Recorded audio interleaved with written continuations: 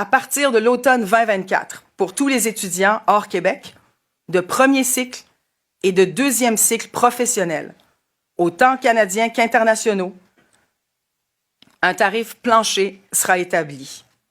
Pour les étudiants canadiens, ils devront payer un tarif plus élevé, équivalent à ce que coûte leur formation au gouvernement du Québec.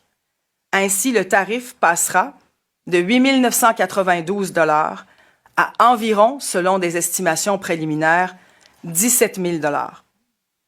Pour les étudiants internationaux, le tarif minimum sera plus élevé que les étudiants canadiens et représentera approximativement, encore une fois selon des estimations préliminaires, 20 000 $.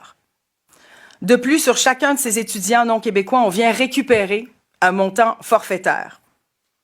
Par ailleurs, il est important de souligner que tous les établissements universitaires vont conserver le droit de charger un montant discrétionnaire à leurs étudiants hors Québec, comme c'est le cas actuellement. Important de mentionner aussi les étudiants visés par des ententes internationales, notamment les Français et les Belges, ne seront pas touchés par cette nouvelle grille. Les étudiants de deuxième cycle pour le volet recherche et le troisième cycle ne seront pas visés par cette mesure non plus. Cette nouvelle grille tarifaire permettra d'atteindre principalement deux objectifs. Le premier, le gouvernement du Québec, en l'occurrence les contribuables, ne financeront plus les étudiants canadiens qui viennent étudier dans nos établissements, mais qui retournent dans leur province après leurs études. Deuxième objectif, c'est un nouveau modèle de financement qui va permettre d'atteindre un meilleur équilibre au sein du réseau par rapport aux revenus générés à partir des étudiants internationaux.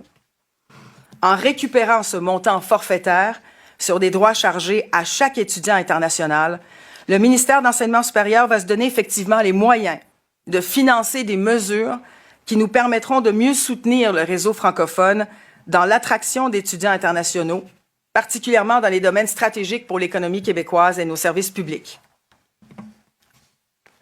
Aujourd'hui, le gouvernement du Québec envoie un signal clair. Non seulement on met fin à une politique qui subventionnait à perte des étudiants qui ne restent pas ici, mais on vient freiner le déclin du français à Montréal. À partir de l'automne 2024, pour tous les étudiants hors Québec,